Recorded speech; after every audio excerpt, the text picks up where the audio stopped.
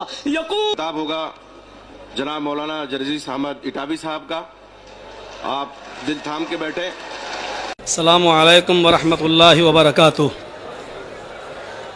बहुत ज़्यादा खुश होने की ज़रूरत नहीं है।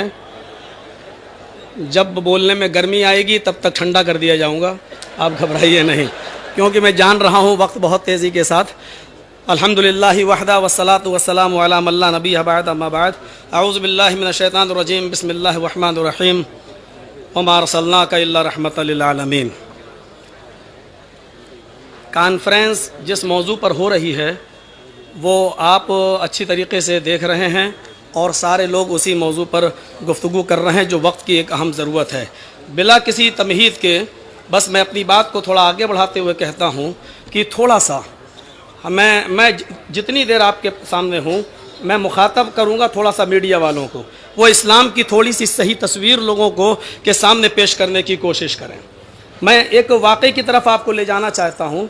नबी अकरम जनाब मोहम्मद रसूलुल्लाह सल्लल्लाहु अलैहि वसल्लम उस वक्त जबकि आप नबी नहीं बने थे, खाने काबा में शगाफ आ गया था बारिश हो जाने की वजह से, सैलाब आ जाने की वजह से, और असर नौ उसकी तामीर की ज़रूरत पेश आई। और जब दोबारा वो बनाया गया तो उसमें हजर अस्वद को रखने की जब ज़रूरत पेश आई कि उसको उसी मकाम पर रख दिया जाए जहाँ वो था, तो इसमें बहुत बड़ा खून खराबा के आसार पैदा हो गए। हर कबीला ये चाहता था कि इसको मैं रखूं या मेरे कबीले का सरदार इस हजर अस्वद को अपनी जगह पर रखे।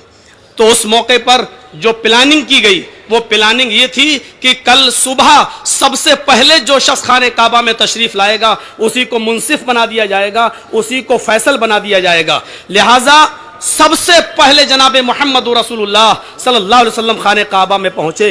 लोगों ने जैसे ही देखा कि मोहम्मद इब्न अब्दुल्लाह तशरीफ लाए तो आवाज निकलने लगी, कद जा अल अमीन, कद जा सादिक, अमीन आ गया और सादिक आ गया, मुझे आपका फैसला मंजूर है। मीडिया वालों नोट करो और लिखो, अभी फैसला किया नहीं है मोहम्मद रसूलुल्लाह ने, लेकिन वहां जितने लोग जमा हैं ये चीख उठे कि हमें आपका फैसला मंजूर है। दुनिया में इतना बड़ा जज और इतना अमानतदारी के साथ फैसला करने वाला जज, जिसके फैसला करने से पहले लोग यकीन कर लें कि ये सच्चा फैसला करेगा, उसके फैसले को फैसला करने से पहले तस्लीम कर रहे हैं। नबी अकरम सल्लल्लाहु अलैहि वसल्लम ने कहा कि मैं जो फैसला कर रहा हूं वो सुनिए। एक चादर मंगाई। मैं जानता हूं मेरे भाइयों, चूंकि एक डॉक्टर की हैसियत से हूं और डॉक्टर जानता है वो डॉक्टरी क्या जो मरीज के नब्ज को देखकर उसकी मर्ज न समझ सके। मैं जानता हूं कि आपको कौन सा अंदाज पसंद है, मैं बताना चाहता हूं। वो एक चादर मंगाई और उस चादर के ऊपर उस हजर अस्वद को रखा, और उस हजर अस्वद को रखने के बाद अल्लाह के नबी ने हर कबीले के सरदार को तलब किया और कहा कि तुम ये कोना पकड़ो, तुम ये कोना पकड़ो, तुम ये कोना पकड़ो, तुम ये कोना पकड़ो। सारे कबीलों के सरदारों को इकट्ठा करने के बाद उनको कोने पकड़ाए गए और फिर कहा गया चादर उठाओ। हजर अस्वद को उठाया जाता है, ये सारे कबीलों के सरदार उस चादर को उठाकर हजर खाने काबा तक लाते हैं और फिर हजर अस्वद को उठाकर अल्लाह के नबी उसी जगह पर नस्ब कर देते हैं। सारे लोग इस फैसले से मुतमईन हो जाते हैं। आप ये कह सकते थे कि मैं सबसे पहले आया हूं, फैसल भी मैं हूं, मेरी कौम या मेरे कबीले का सरदार इस हजर अस्वद को अपनी जगह पर रखेगा, लेकिन नहीं। आप जानते थे कि अगर मैंने ये फैसला कर दिया तो इसके नतीजे बुरे होंगे, कबीलों के सरदार बुरा मानेंगे। और फिर दूसरी चीज, लेकिन क़याम अमन के लिए, अमन व अमान को कायम रखने के लिए मोहम्मद रसूलुल्लाह सल्लल्लाहु अलैहि वसल्लम ने तमाम लोगों को इकट्ठा कर लिया और उन सरदारों को से उस चादर को उठवा कर उस जगह पर पहुंचवा दिया और हजर अस्वद को उस जगह पर खुद अपने हाथ से रखा। ये नबुव्वत से पहले का हाल था। अभी आप नबी नहीं बने, अभी आप रसूल नहीं बने, अभी आप पैगंबर नहीं बने, लेकिन आपकी दूरअंदेशी और अक्लमंदी क्या थी? आपने अमन व अमान को कायम रखने के लिए, शांति को बहाल रखने के लिए और तमाम कबीलों के दरमियान शांति का पैगाम देने के लिए आपने ये तरीका अपनाया।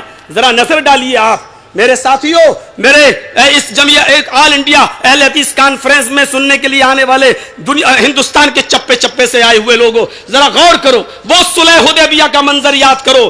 صلح حدیبیہ، مدینے سے آپ چل چکے ہیں، آپ کے صحابہ آپ کے ساتھ آ رہے ہیں، آپ عمرہ کرنا چاہتے ہیں، لیکن حدیبیہ کے مقام پر آ کر آپ پڑاؤ ڈال دیتے ہیں اور وہاں سے خبر بھیجتے ہیں مکے. لیکن وہاں سے جب سہیل نام کا شخص اپنے چند لوگوں کو لے کے آتا ہے تو چند قراردادیں پیش ہوتی ہیں، چند شرطیں لگائی جاتی ہیں. اے محمد ابن عبداللہ، وہ تو رسول اللہ مانتا نہیں تھا، اس سال آپ کو عمرہ نہیں کرنے دیا جائے گا.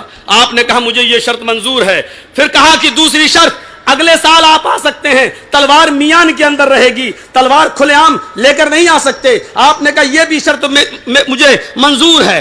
تیسری شرط یہ ہے کہ ہمارا کوئی شخص اگر مکے سے مدینہ جائے گا تو آپ کو واپس کرنا ہوگا، لیکن اگر کوئی آدمی مدینے سے ہمارے پاس آئے گا تو ہم اس کو واپس نہیں کریں گے.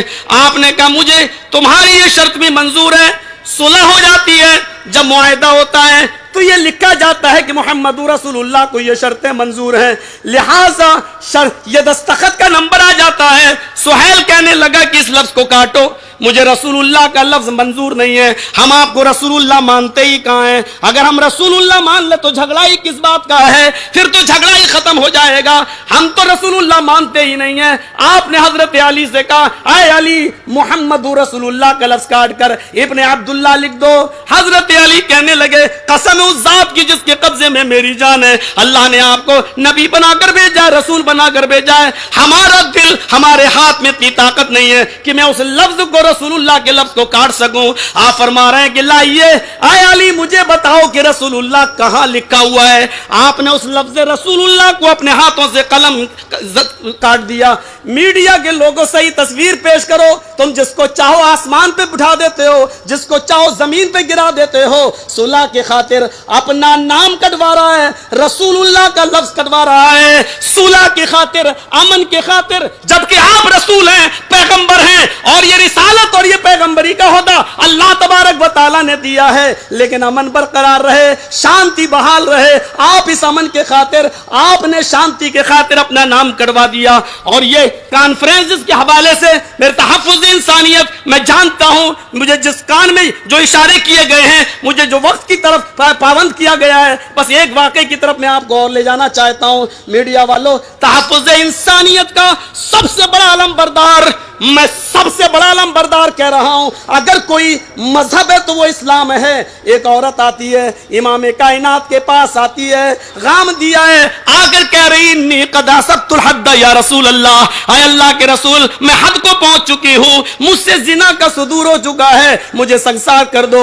مجھے پاک کر دو، مجھے پاک و صاف کر دیجئے، یعنی مجھے سنسار کر دیجئے. اس کے سنساری کا حکم دیا جاتا ہے. پتہ چلتا ہے اس کے پیٹ میں حمل ہے، اس زنا کی پیداوار ہے. صحابہ کہتے ہیں اللہ کے رسول یہ تو حامل ہے، یہ تو گربھوتی ہے، اس کے پیٹ میں تو بچہ ہے، یہ پریگننٹ ہے. اللہ کے نبی کہتے ہیں رک جاؤ، ابھی تیری سزا ملتوی کی جا رہی ہے، ابھی تجھے سزا نہیں دی جا سکتی ہے. اے عورت، اے غام دیا، جب بچہ پیدا ہو جائے تب آنا. میڈیا والوں، مجرم موجود ہے، اپنے جرم کو قبول کر رہا ہے، پیٹ میں بچہ ہے، بچہ بھی ناجائز ہے، اصلی باپ نہیں ہے، لیکن محمد رسول اللہ صلی اللہ علیہ وسلم اس بچے کی جان کی بھی حفاظت فرما رہے ہیں، تحفظ انسانیت کے علم بردار ہیں. فرما رہے ہیں ابھی تجھے سزا نہیں دی جائے گی، جب بچہ پیدا ہو جائے تب آنا. کہنے لگی اس بچے کا نام نہیں ملے گا، یہ بڑا ہو کر گالیاں دے گا. فرمایا قصور تیرا ہے، تیرے پیٹ میں پلنے والے اس بچے کا کیا قصور ہے؟ اس بچے کو بھی پیدا ہونے کا حق ہے، اس بچے کو بھی اس دنیا میں آنے کا حق ہے، اس بچے کو بھی نماز پڑھنے کا حق ہے، اس بچے کو بھی روزہ رکھنے کا حق ہے، اس بچے کو بھی اسلامی قوانین پر عمل کرنے کا حق ہے، اس بچے کو بھی جنت میں جانے کا حق ہے. اس کے حق کو نہیں چھینا جا سکتا ہے. تیری سزا ملتوی کی جا رہی ہے، جا، جب بچہ پیدا ہو جائے تب تو آنا.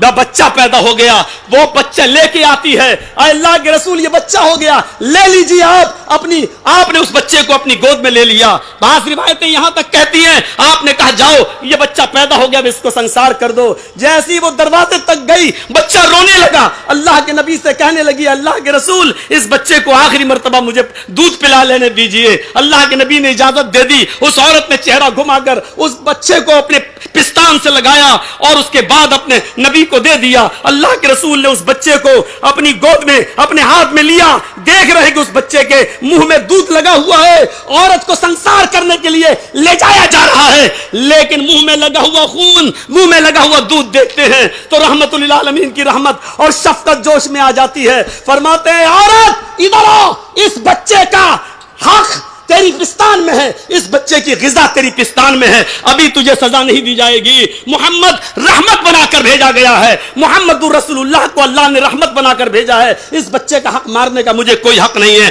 جا, جب یہ بچہ روٹی کھانے لگے تب آنا, جب تک تیرا دودھ نہیں چھوڑ دے تب تک نہیں. میڈیا والوں یہ تصویر بھی کبھی پیش کر دیا کرو, یہ تصویر ہے اسلام کی. ایک چھوٹے سے دودھ پیتے بچے کا حق نہیں مارا جا رہا ہے, دیا جا رہا. جاؤ, کسٹڈی میں نہیں دیا گیا ہے, کوئی پولیس اس کے پیچھے نہیں لگائی گئی ہے. جو عورت خود اللہ کے دربار سے اللہ کے ڈر رہی ہو, اس کے خوف سے آئی ہو, وہ کیا بھاگے گی اور کہاں جائے گی. جا میرے بھائیوں ذرا نظریں ڈالو, جب وہ عورت گئی اور جب دودھ پینے لگا بچہ, دودھ چھوڑ دیا, تب روٹی کھانے لگا, تب لے کر آئی تو اللہ کے رسول نے نظریں آسمان پہ ڈالی اور فرمایا آئے خاتون, اب تیرے لیے محمد رسول اللہ کے پاس بھی اب کوئی راستہ نہیں ہے. اس بچے کو دوسرے کے حوالے کیا اور اس کو سنسار کر دیا گیا. میرے ساتھیوں بس آخری بات بتا کر میں ختم کر رہا ہوں اپنی بات کو کہ اسلام وہ مذہب ہے. یہ تو پیٹ کا بچہ تھا, یہ تو پیدا ہو چکا تھا. ایک وہ بچہ جو رحم مادر میں ہے, اسلام اس بچے کو بھی گرانے کی اجازت نہیں دیتا. فرمایا جو بچہ رحم مادر میں مار دیا جاتا ہے, پیٹ میں مار دیا جاتا ہے, ایبورشن کرا دیا جاتا ہے, یہ بچہ قیامت کے دن اس حال میں آئے گا. بخاری کے الفاظ ہیں جا معلق بین صدیہا, جا معلق بین صدیہا, وہ بچہ قیامت کے دن اس حال میں آئے گا کہ اپنے ماں کی دونوں پستانوں سے لٹکا ہوا ہوگا. یقول یا ربی ھذی امی قتلتنی, اور کہہ رہا ہوگا اللہ یہ میری ماں ہے جس نے دنیا میں مار ڈالا تھا. اسلام اس پیٹ کے بچے کو بھی مارنے کی اجازت نہیں دیتا ہے. اسلام کا یہ ہے تحفظ انسانیت, یہ ہے محمد رسول اللہ صلی اللہ علیہ وسلم کا دین جو انسانیت کے تحفظ کو فراہم کرتا ہے. میرے بھائیوں ہمیں اور ہماری میڈیا کو چاہیے کہ اسلام کی صحیح تصویر پیش کریں. پیروں میں اب نوچا بھی جانے لگا, وقت کے ختم ہونے کا الارم ہو گیا. وآخر دعوانا الحمدللہ رب العالمین. السلام علیکم ورحمۃ اللہ وبرکاتہ.